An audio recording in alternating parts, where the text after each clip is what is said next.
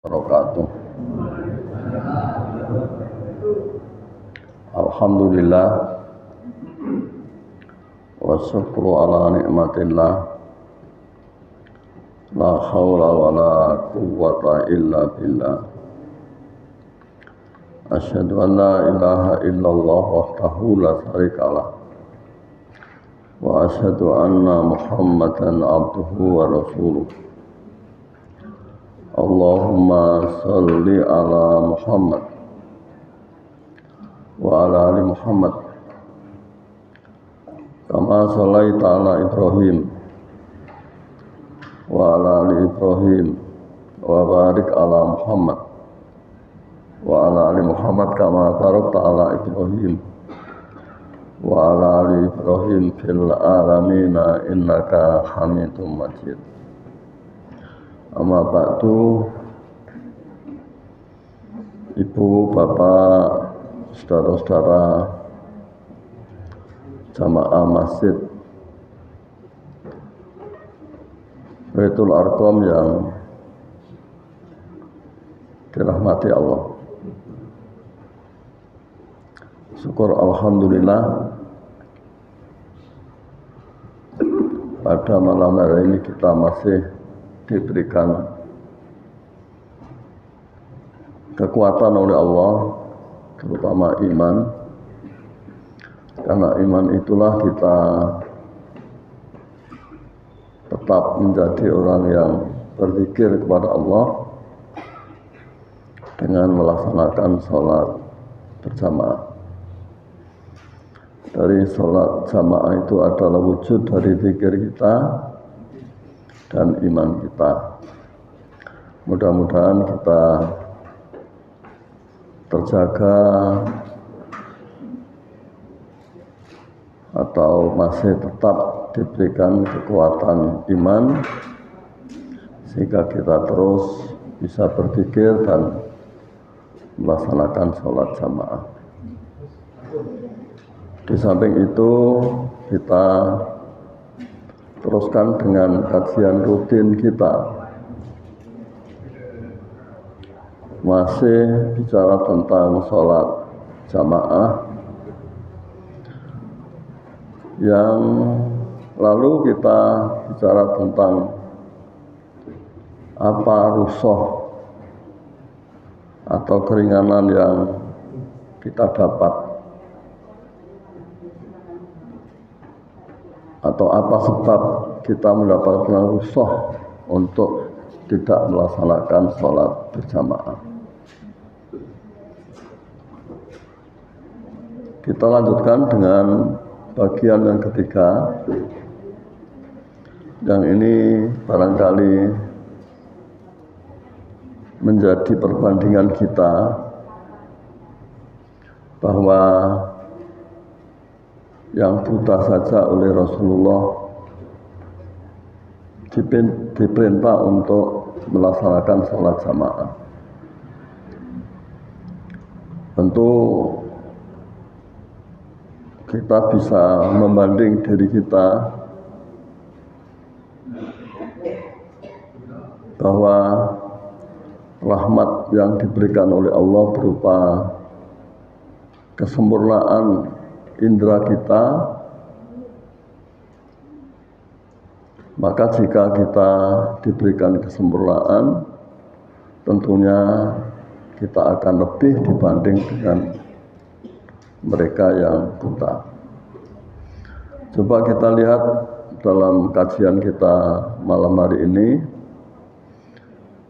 bahwa bagi yang buta dan tidak ada penuntun, tetap diperintah sholat berjamaah di masjid ketika mendengar suara adzan.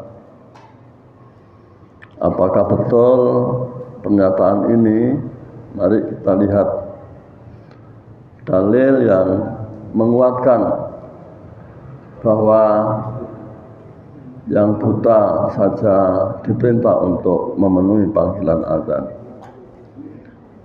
Rasulullah Shallallahu Alaihi Wasallam dalam hadis Sahih Muslim nomornya 1044 berbunyi An Abi Hurairah, langsung saja.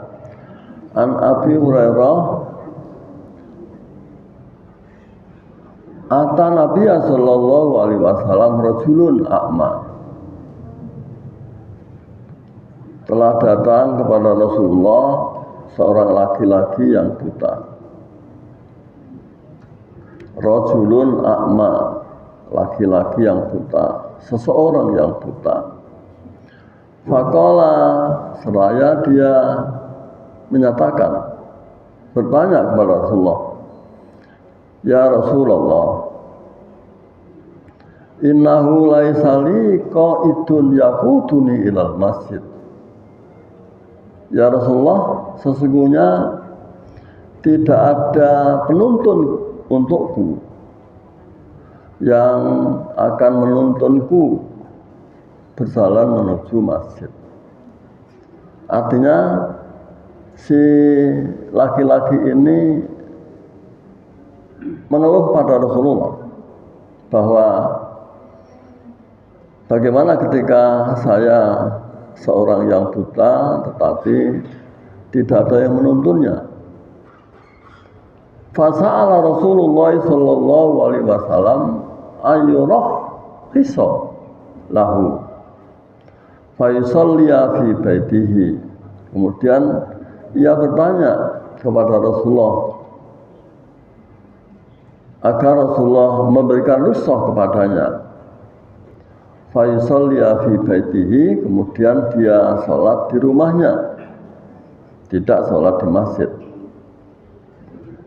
Farakhasa lahu, kemudian Rasulullah memberikan rukhsah, memberikan keringanan untuk tidak sholat berjamaah di masjid. Diringankan dia, artinya nggak apa-apa, tidak ada penuntunnya. Tetapi kemudian falamma walada'ahu, ketika si buta ini meninggalkan Rasulullah, beranjak untuk pulang, da'ahu,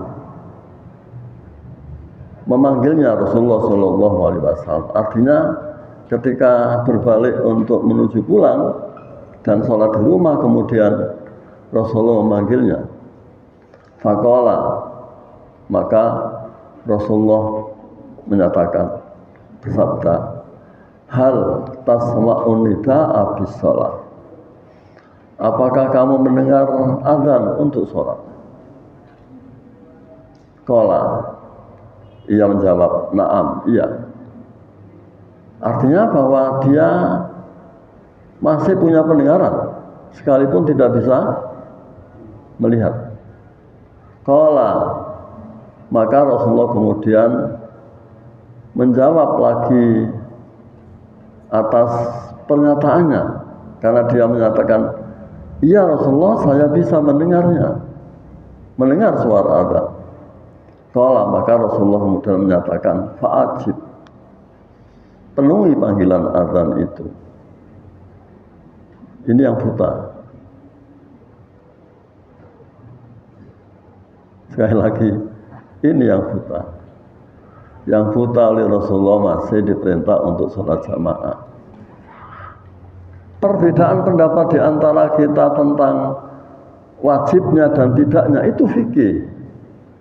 Tetapi begitu perintah Rasulullah kepada si buta menunjukkan bahwa sesungguhnya bisa kita menyatakan bahwa sholat jamaah itu termasuk wajib. Karena yang buta saja, yang tidak bukan menuntun, itu oleh Rasulullah diperintah untuk melaksanakan sholat jamaah di masjid, bukan di rumah. Di masjid dan bukan di musola.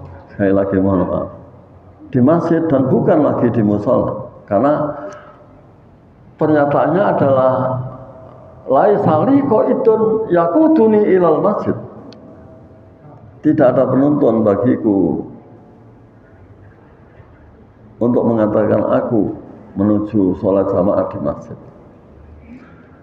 Hadis ini sekali lagi saya sampaikan terdapat dalam Sahih Muslim. Sesungguhnya tanpa saya menilai hadis ini, itu ada yang menyatakan bahwa Sahih Muslim mesti sahih. Tapi sekali lagi dalam hadis ini, itu sesungguhnya ada jalur yang sahih, ada jalur yang dhaif. Karena ada nama Qutaibah pertama. Ada nama Qutaibah bin Sa'id Al-Khatib menyatakan huwa munkarun jiddan. Qutaibah itu diingkari betul oleh ahli hadis. Ibnu Qattan menyatakan la yu'raf lahu tadlis, tidak dikenal. Bahkan dia suka menyembunyikan identitas gurunya. Tahdhibut Tahdhib juz 6 halaman 488 490. Ada juga nama Suwaid bin Sa'id.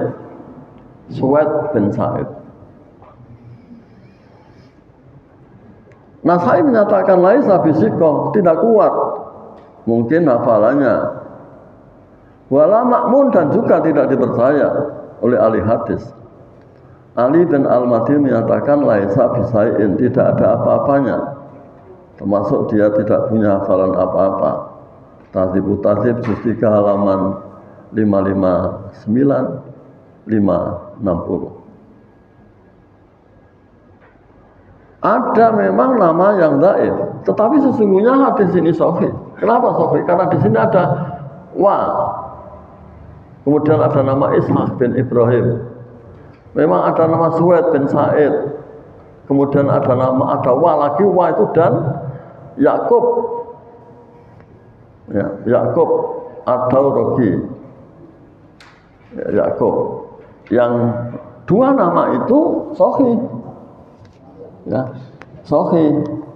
Sehingga kalau ditelusuri sanad hadis ini, itu memang ada 4 jalur. Jalur yang pertama dhaif, jalur yang ketiga dhaif, jalur yang kedua dan keempat hadisnya sahih.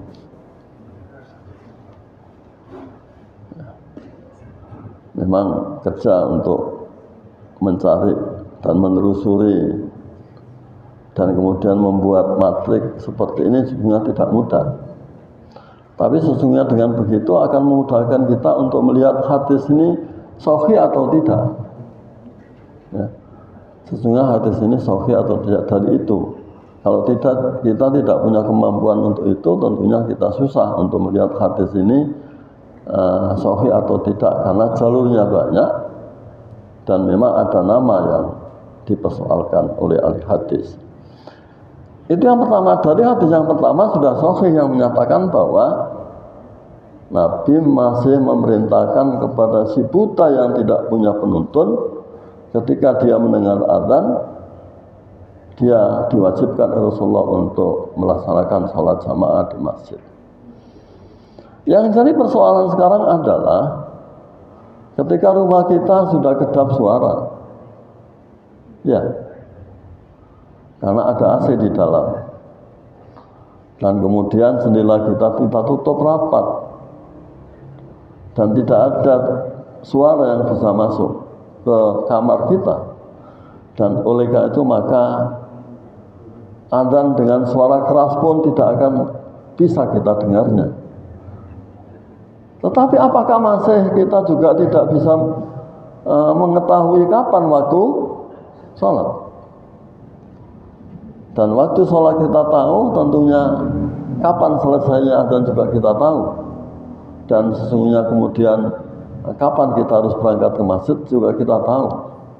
Artinya bahwa kita jangan kemudian menyatakan bahwa iya Pak, itu yang buta mendengar adzan. Kalau tidak mendengar adzan, apa wajib? Itu pertanyaannya seringkali muncul. Artinya bahwa yang buta saja dan mendengar azan, dia masih diwajibkan untuk sholat jamaah di masjid. Bukan di musola, apalagi di rumah. Itu yang pertama. Yang kedua, ini Musnad Ahmad. Musnad Ahmad. Dan ini bukan dari Abu Hurairah, tapi ini dari Az-Zuhri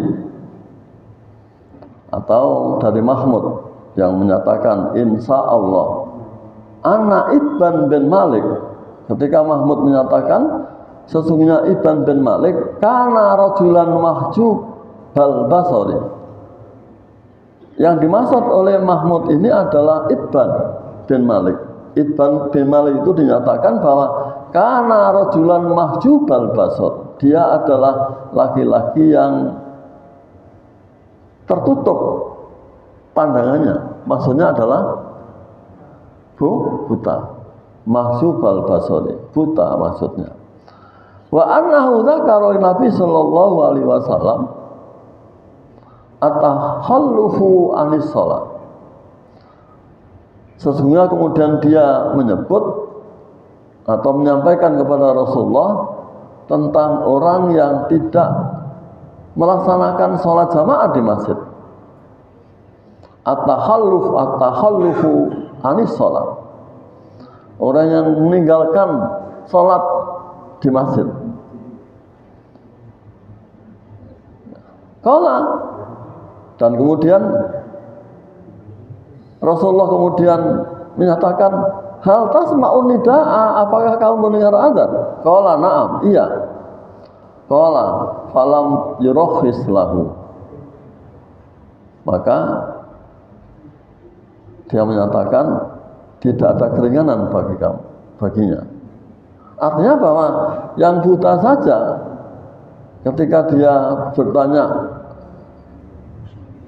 berharap untuk mendapatkan keringanan, tetapi oleh Rasulullah tidak diberikan keringanan. Padahal dia buta. Dan hadis ini sahih. Dan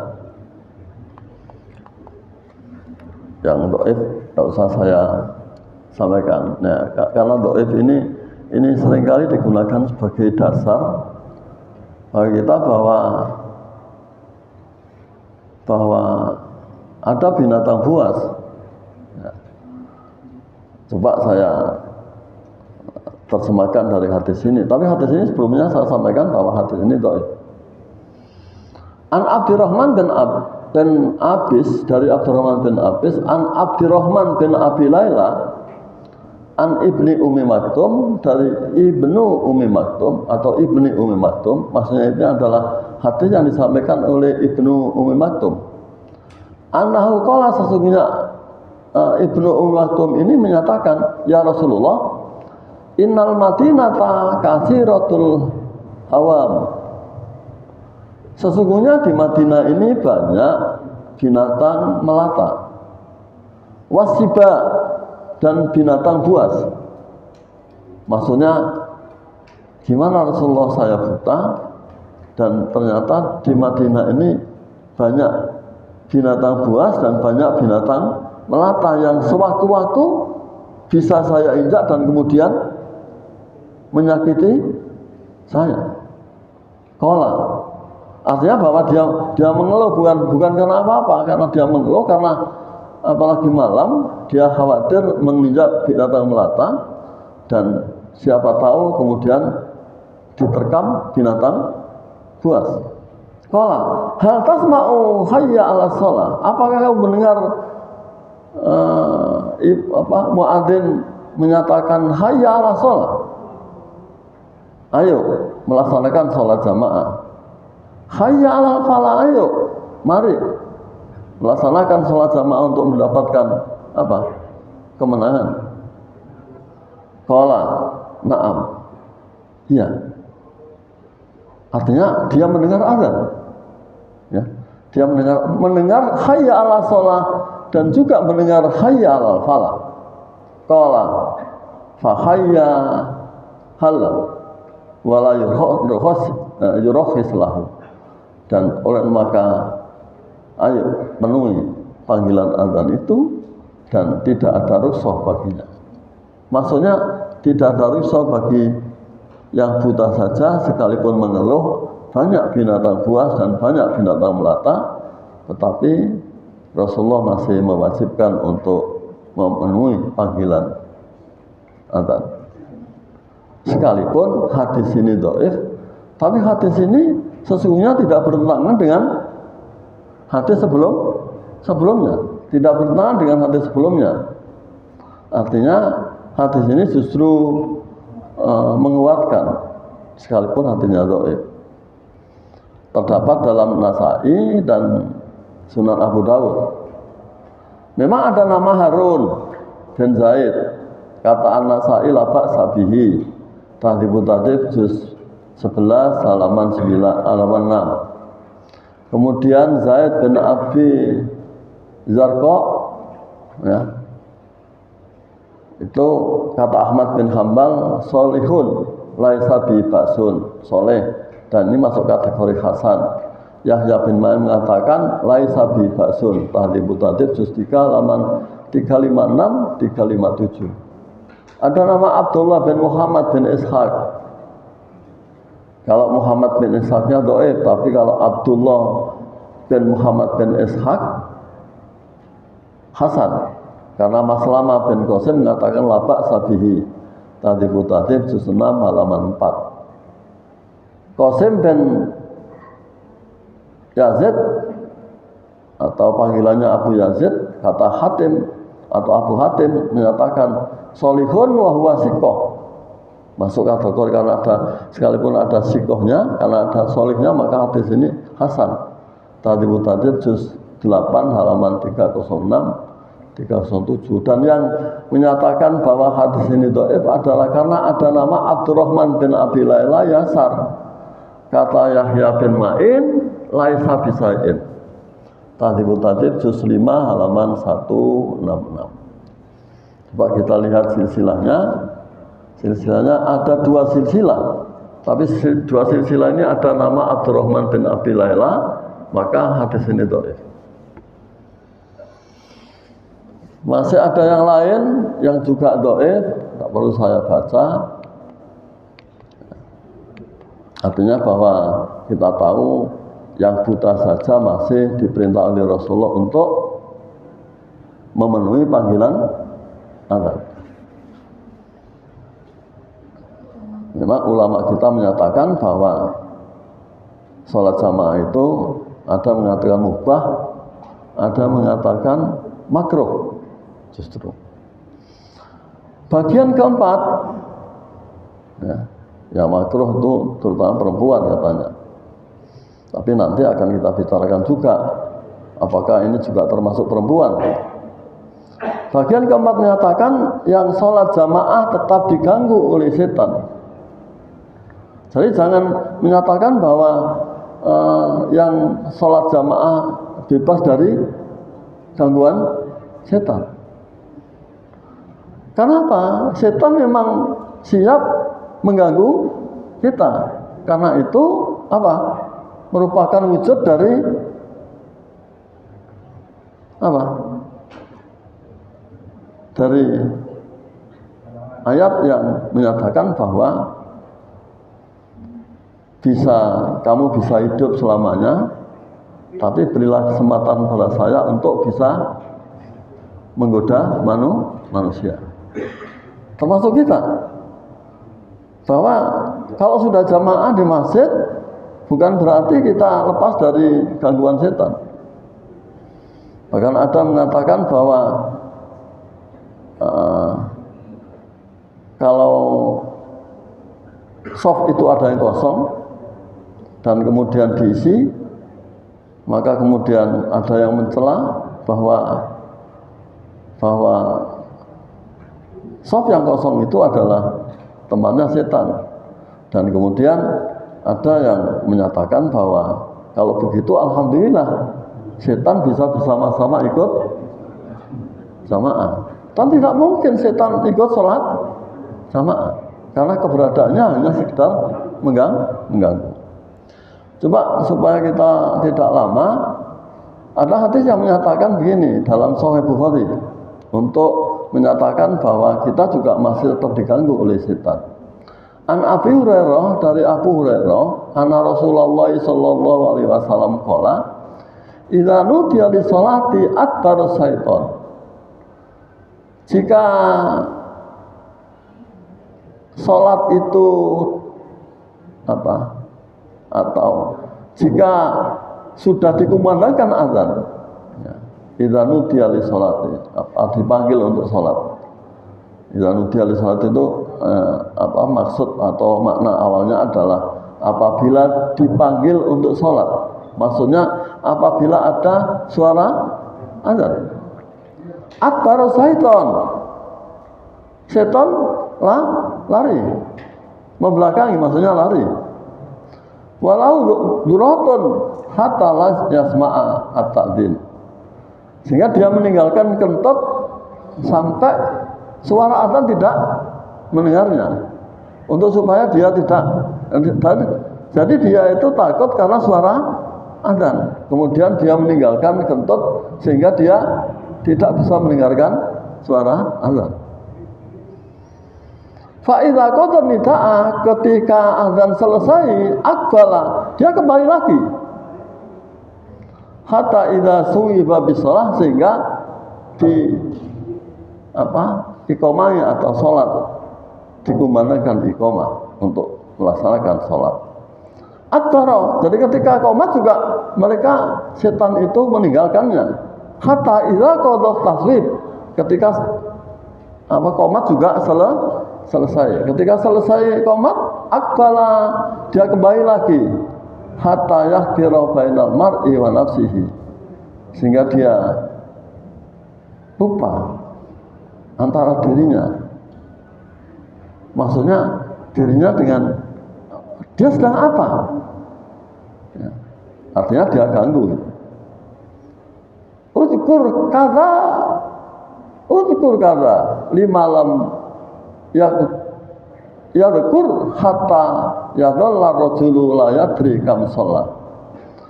Karena kemudian dia menyebut ini menyebut itu, dia lupa karena diganggu oleh setan itu. Kemudian la yadri kam shalah, sampai kemudian kita tidak tahu berapa kita sholat. Maksudnya rakaat keberapa kita sedang sholat. Artinya mungkin lupa itu terjadi karena gangguan setan, tapi mungkin juga lupa itu terjadi karena memang kita sudah tua, ya, menjadi pelupa. Nabi saja pernah lupa, apalagi kita.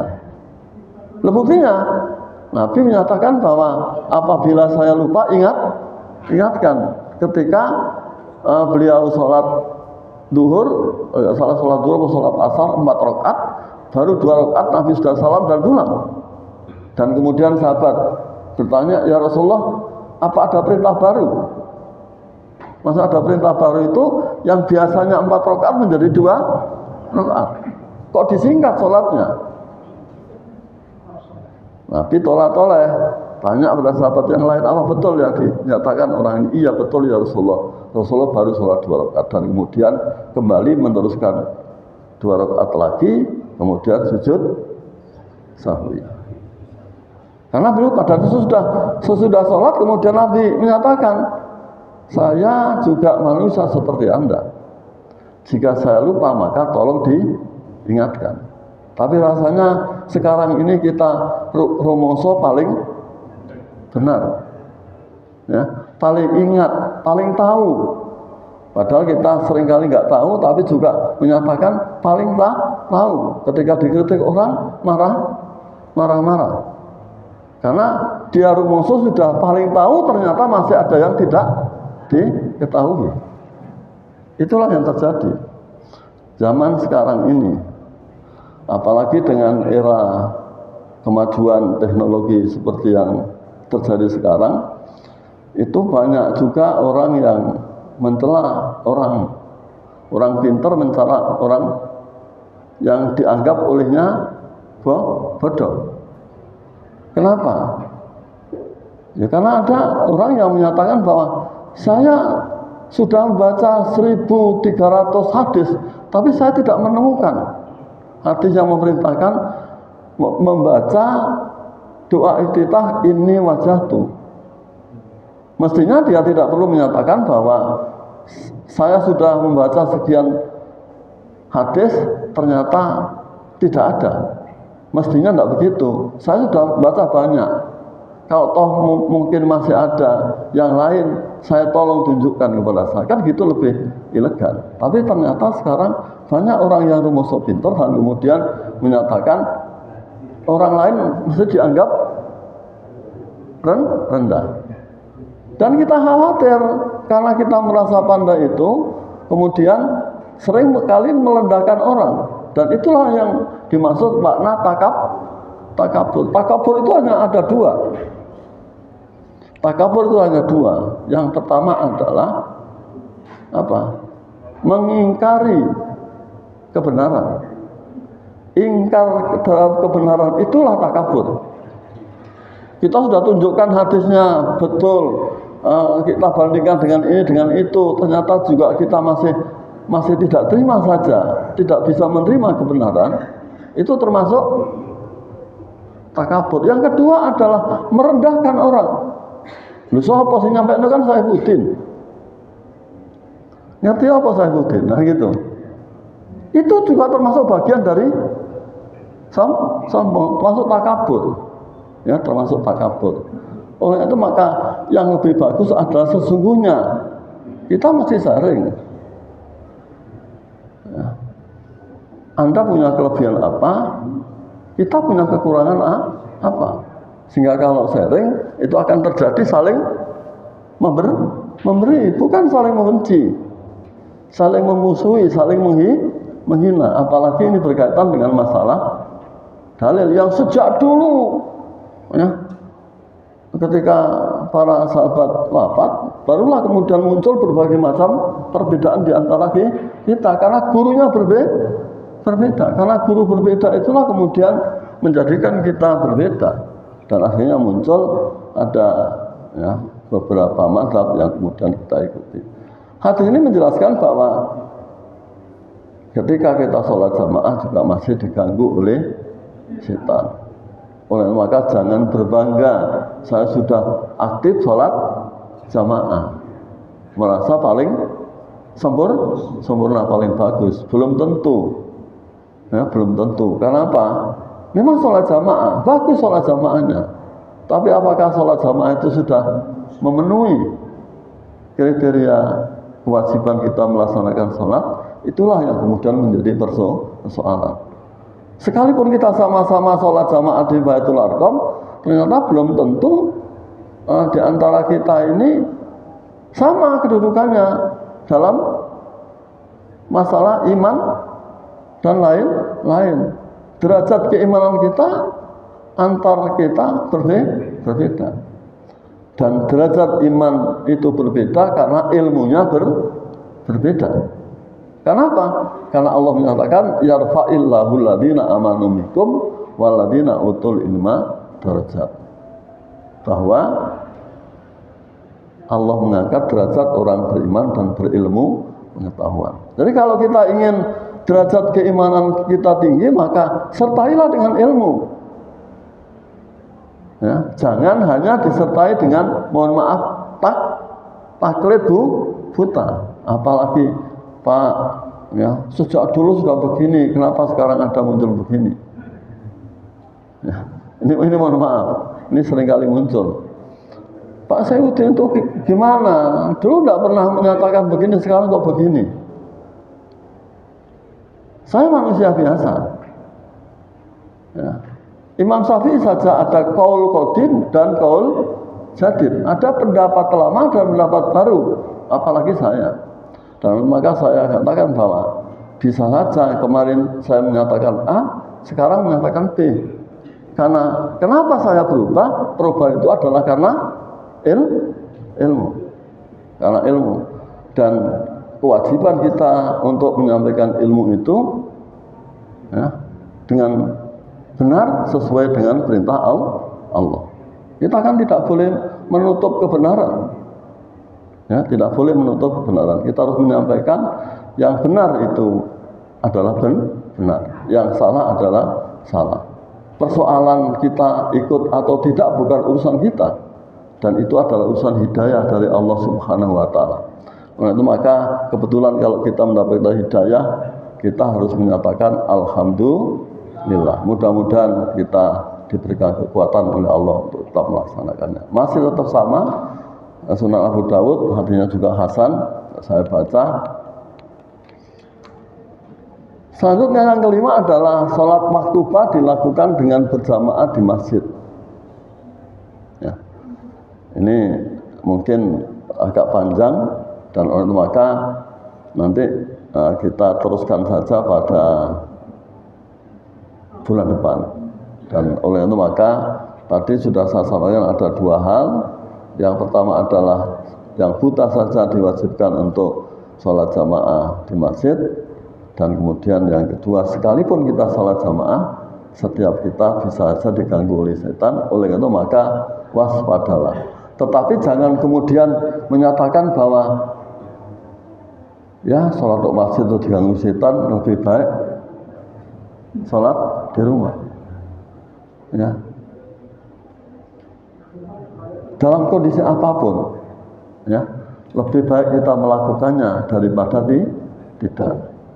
Ya, lebih baik kita melakukannya daripada tidak. Artinya bahwa kekhawatiran untuk tetap diganggu oleh setan dan kemudian kita lupa, Nabi juga pernah lupa. Ya, Nabi juga pernah lupa. Artinya lupa, ya, rakaat, Nabi lupa rakaat, jumlah rakaat, Nabi juga pernah lupa, ya, tidak tasahud awal dan kemudian memerintahkan untuk melakukan sujud sahwi. Dan Nabi orang Arab tentunya tahu apa yang dibaca. Nah, kita ini untuk mengetahui bahasa Arab yang kita baca dalam sholat belum tentu kita tahu maknanya dengan baik. Tetapi jangan kemudian karena kita tidak tahu maknanya kemudian kita tidak sholat dan tidak baca. Lakukan sesuai dengan ilmu kita. Ya. Dan mudah-mudahan Allah menerima segala amal yang kita lakukan. Itu barangkali mungkin ada pertanyaan sekalipun sudah azan. Cukup? Ya. Hah? Monggo silakan, tidak apa-apa.